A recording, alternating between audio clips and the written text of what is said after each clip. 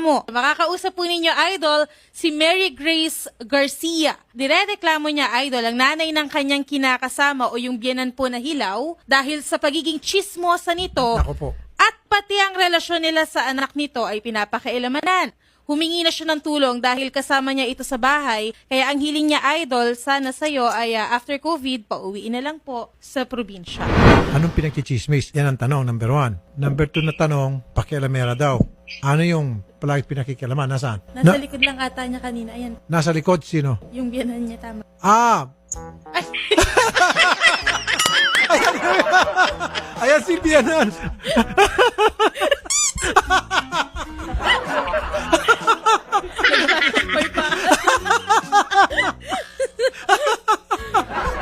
Saan ka nakita yung Bianan? Yung inireklamo na sa Walang kabalay-balay si nanay. Siya na pala O, tinitignan pa, Idol, kung sino yung kausap niya. talagang pakialamera nga. Pakialamera nga talaga. Sumilip para ako man. Sino kausap mo dyan?